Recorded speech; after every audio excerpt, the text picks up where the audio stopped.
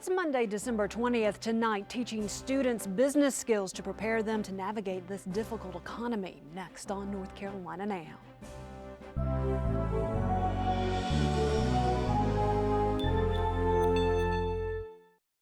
North Carolina Now is made possible through the financial contributions of viewers like you, who invite you to join them in supporting UNC-TV. Funding for the North Carolina Rising series was provided in part by the Golden Leaf Foundation, dedicated to the long-term economic advancement of tobacco-dependent, economically distressed, and rural North Carolina communities.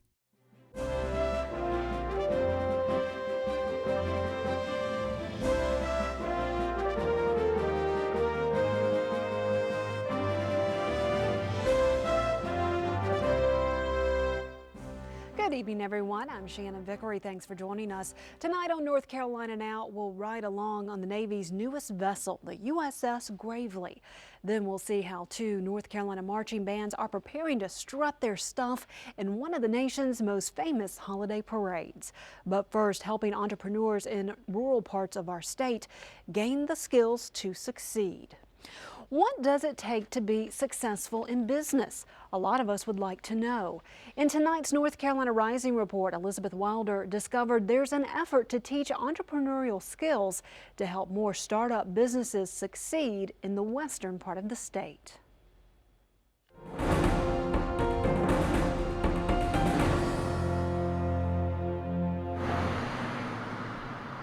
What kind of business would you start? I'd probably do a gym. The business that I would start is a go-kart racing type of sort of thing. Students from Caldwell County schools are getting a real education. REAL stands for North Carolina Rural Entrepreneurship through Action Learning.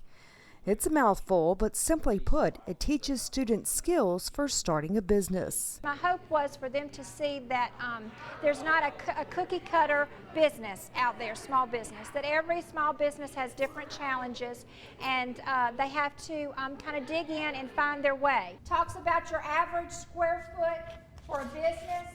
You'll find in here how much a square foot costs. Cost analysis, building surveys, and marketing plans are all part of the assignment. It's not all as easy as we all think it is. Not easy at all. Group interviews with business owners offer students a reality check. I wish I could do a one-on-one with them, but my wife wouldn't let me. Be blunt with them. It's hard. It takes money. Some months are good, some months are a struggle. It's not as easy as you see on TV. Like the cakes she creates, Patricia Hendricks explains the need to have all the right ingredients before you start. When you're looking at a business or you're looking for a business, that the research that you need to do prior to the business is the most important.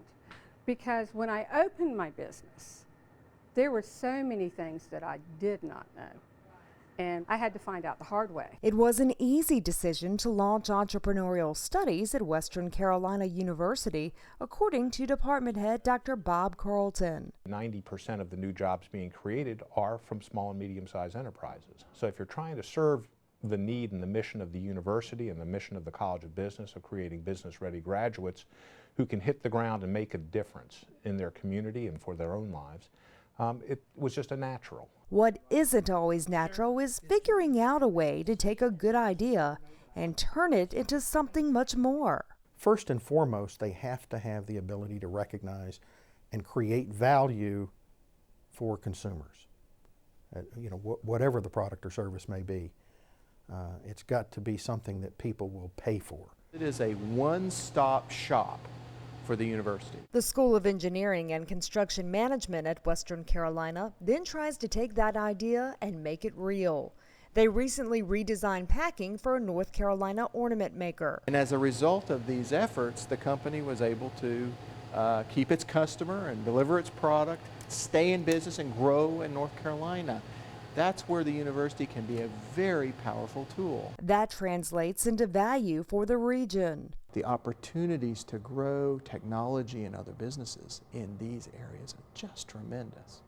And I think what you're going to see over the long term, the intermediate and long term, is actually an explosion of activity in the western part of the state. Youth engagement is a component of that. We go into every county in the AdvantageWest region and everybody talks about what do we do to keep our youth here?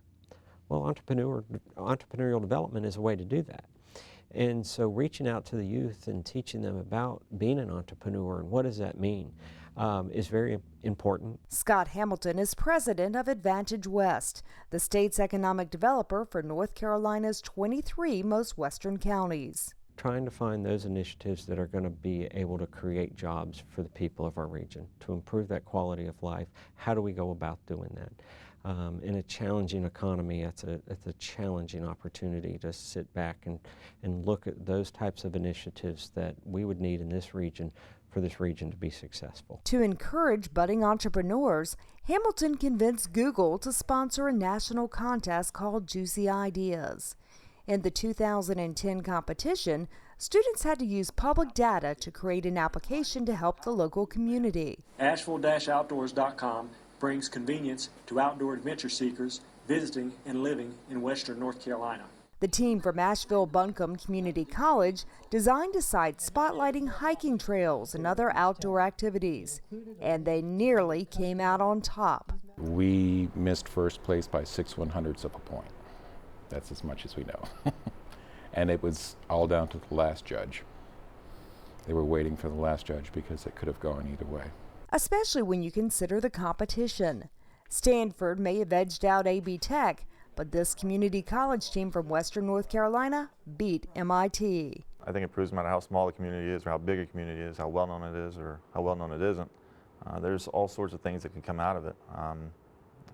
You know, we take a small town, county with less than 200,000 people in it. You take a small technical college and you place second in a competition hosted by probably the largest computer company in the world, Google. And that says a lot. Some of our students have come from plants that closed, such as Beacon. They were there for 30+ years, and so when they've been laid off, they always worked for someone who worried about their paycheck, and all they had to do was go in and do their job. That's not today's economy. The students of today are probably going to be creating their own jobs, and one way that they have to know what to do is to have the entrepreneurial skills and what do you have to do to succeed in business. So they're going out and learning how to do that. And learning something else about the possibilities in rural communities. Where you are is less relevant than what you're doing. And what we're seeing in the development of a lot of businesses is people are moving now to places that they want to live rather than places that they have to live. Meaning these students may not have to venture too far from home to enter the business world. Nonprofit AdvantageWest has also launched a certified entrepreneurial program and an entrepreneurial council to help the residents in its 23-county region become more successful. For more information about these programs and the others mentioned in tonight's report, log on to our website, UNC-TV.org/NCRising. Governor Bev Perdue says there are many options she will consider to repair the $3.7 billion hole in the state's budget for next year. But a tax increase is not one of them. During a briefing with reporters last week, Governor Perdue said she wants the state to eliminate unnecessary spending. One area she says could help the budget is privatizing the state's alcohol beverage control system. Perdue says a consultant's report on the value of such a move should be ready next month. Meanwhile, hundreds of people lined up today at the Billy Graham Library in Charlotte to get former President George W. Bush and former First Lady Laura Bush to sign copies of their books. The event sold out in a matter of hours Saturday, and only those with wristbands were allowed on the library grounds for the book signing today. Library officials did not say how many wristbands were sold. There is a limit of 2 books sold at $35 each per wristband. Now here's a look at tomorrow's weather. The mildly cool temperatures will continue for the first day of winter with highs in the 40s. The mountains will see rain, possibly mixed with snow, while the rest of the state will see a mix of clouds and sun. Now here's a look at what happened on Wall Street today.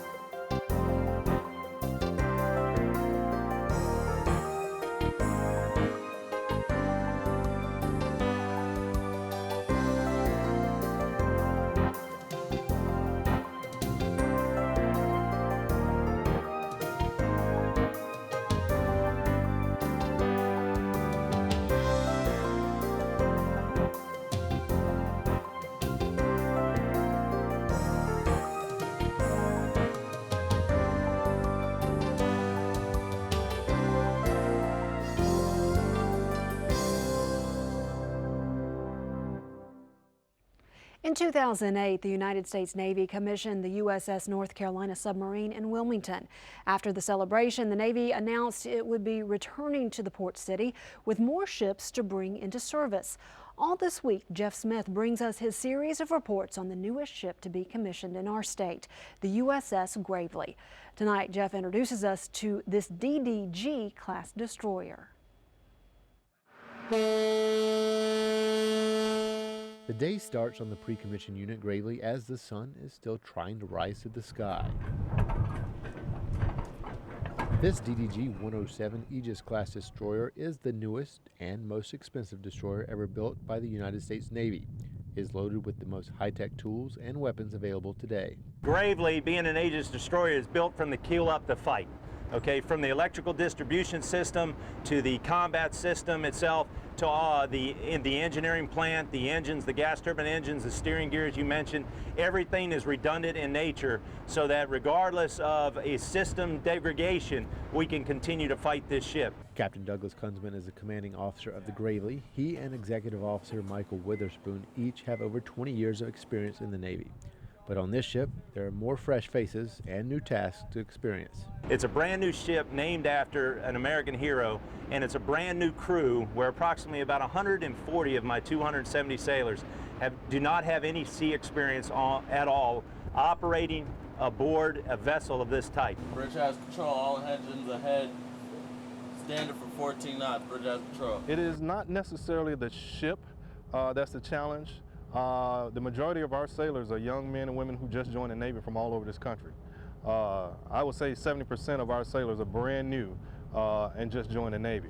That part has been tougher than the actual physical ship itself because we got to train them from scratch. We have to take them out and show them how to operate this $2 billion warship. Out of about 267 people on board, about 120 have never been out to sea. They've never been on a ship. So there's, even for me, this is my first destroyer. I was on prior amphib, but now I'm on a destroyer. And there's so much to learn just in the difference in engineering systems, just in the difference in steering systems and the way this ship moves. So even though I'm the training officer, everyone's a trainer on board. With so many fresh crew members to bring up to speed on board the ship, most days are filled with drills and practice runs for anything and everything that can happen on board the Gravely. Take charge, line them up, get this fog walk down done. Take the nest down first. So my most important role after safely operating this ship is to teach all these sailors, officers, chiefs, and also young enlisted sailors how to fight Gravely so that we can take this ship into combat if necessary and return from that with all the sailors on board. One drill that all ships continue to try to perfect is the man overboard drills. Man overboard, port side. Man overboard, port side. Right full rudder, all engines ahead full. Right full rudder, all engines ahead full wide. Of course, on a ship the size of Gravely, it's not easy to just stop and back up to pick up the sailor in the water. To turn this 510-foot ship around at full speed, which exceeds 30 knots, you better be hanging on to something or you'll be joining your shipmate in the water. Stand by for heavy rolls as the ship comes about. My approach on this is that this is a combat vessel. This is a vessel that's built for one reason, and that is to defend this country, to defend the United States. So my biggest responsibility, in addition just to make sure we're safe at sea, safe in navigation, safe in operation, that the sailors on board this ship can fight this ship. Because with all this technology, if we can't use it, if we can't fight it, it doesn't do us any good. Let's go, guys. Line it up. We're trained to be at a heightened sense at all times when we're out operating. And although we're in domestic waters, as you've seen, there's always someone out there who wants to send harm our way. After a long day of training and drills, this crew can work up an appetite. That's where the ship's culinary department steps in to prepare 3 regular meals a day for the crew.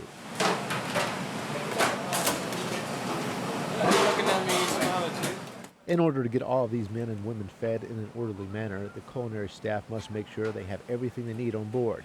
To do that, the Navy has a logistical system in place with all of its ships around the world. We've had to communicate with all our shore-based facilities that send out the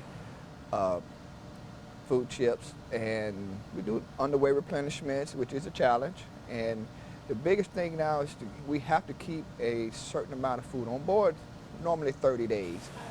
And feeding this crew is a challenge because of the different tastes, the different ethnic backgrounds.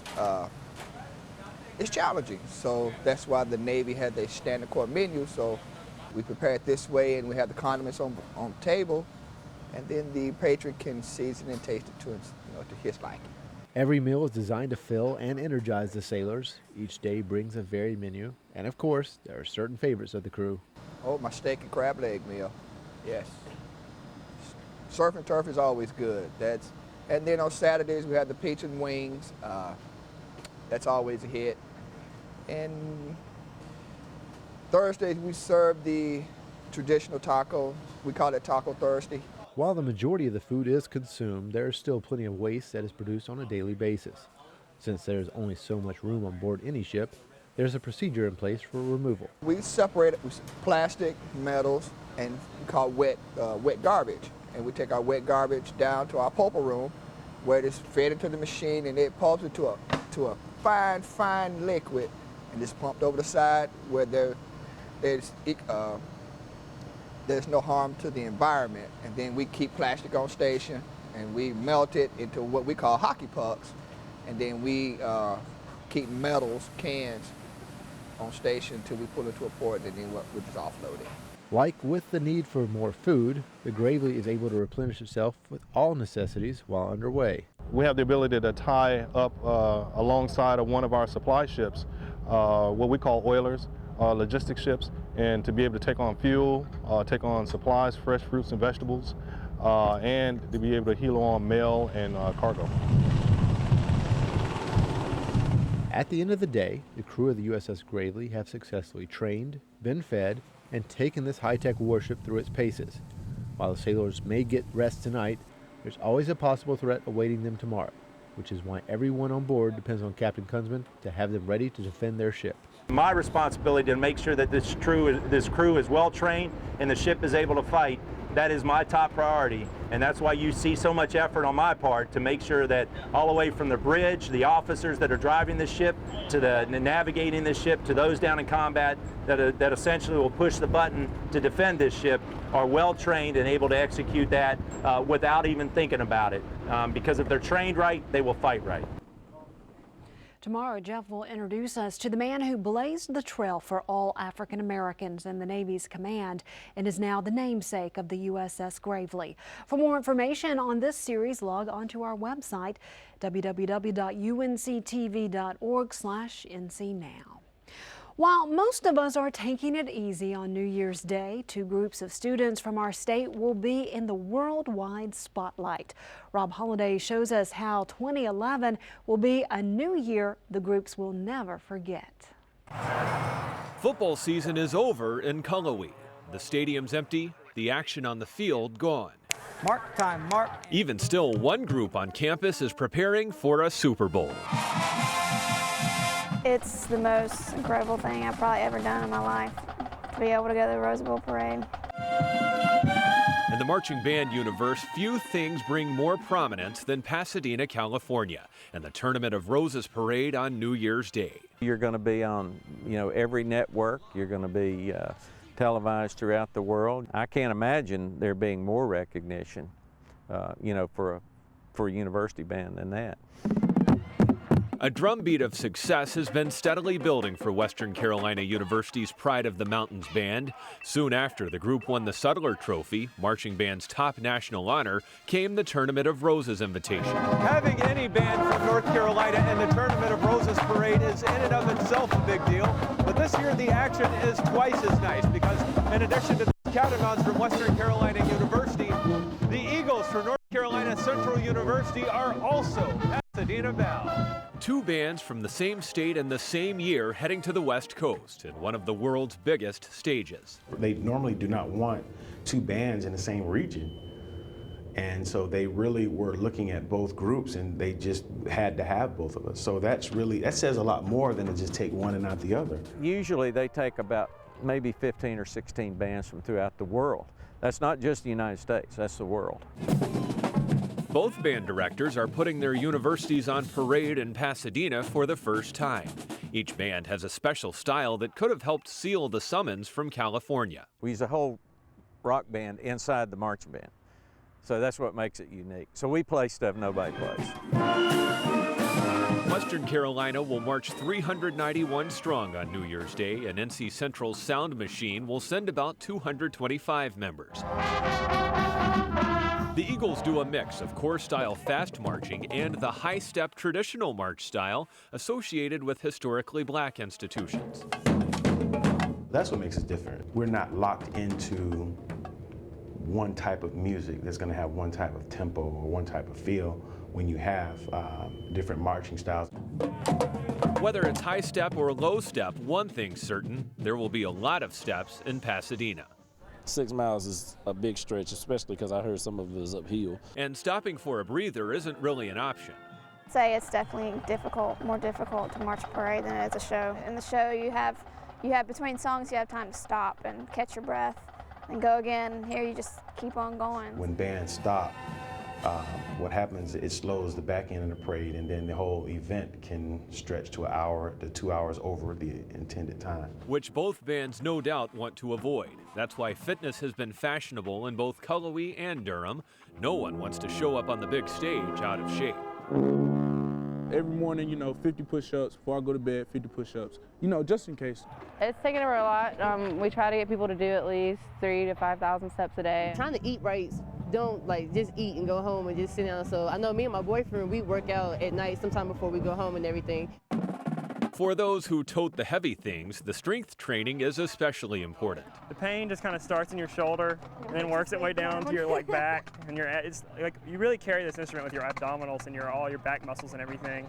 I think my lips are gonna hurt too. Yeah. I'm playing. Yep, even the smallest of body parts are getting attention. Your lips can be fatigued, because your facial muscles, your even how you're moving your nose and eyes affects the musicians, how they're playing their instruments. Both bands have been training some during the fall, but it's only been in the weeks since football came to an end that the rehearsals ratcheted up. It's finally starting to hit me. It just seemed like a dream until now, but now that we're actually practicing for it, it's like, oh my goodness, it's here, it's coming.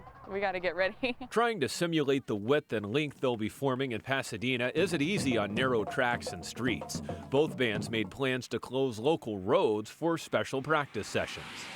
The first mile of the Rose Parade has a cantankerous corner that's become something of a legend in marching band circles. It's 110 degrees instead of a perfect 90. When you get in a turn like that, it becomes a lot more of a challenge. Because it takes more steps and more effort to keep the line straight while covering the extra distance.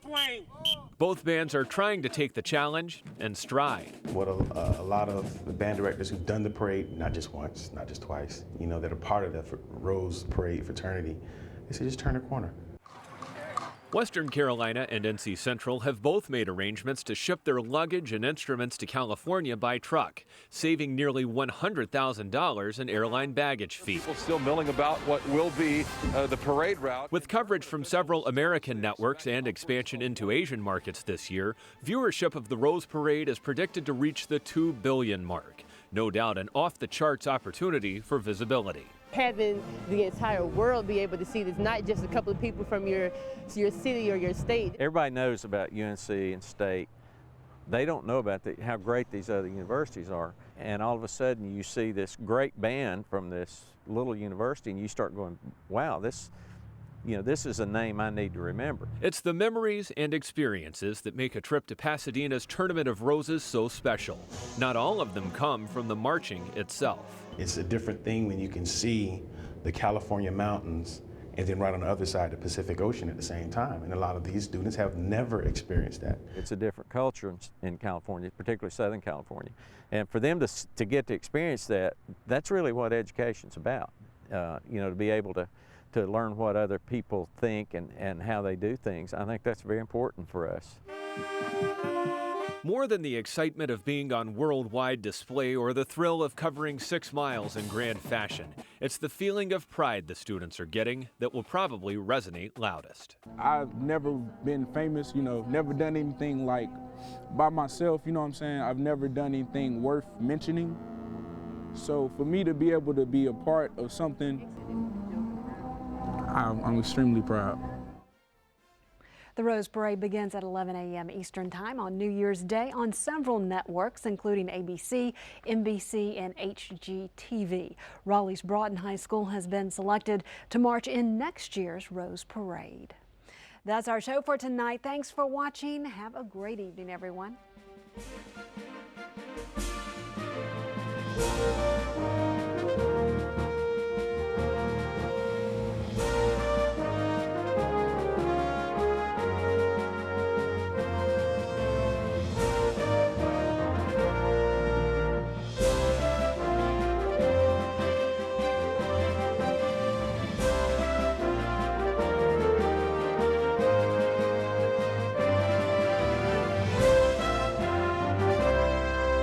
North Carolina Now is made possible through the financial contributions of viewers like you, who invite you to join them in supporting UNC-TV. Funding for the North Carolina Rising series was provided in part by the Golden Leaf Foundation, dedicated to the long-term economic advancement of tobacco-dependent, economically distressed, and rural North Carolina communities.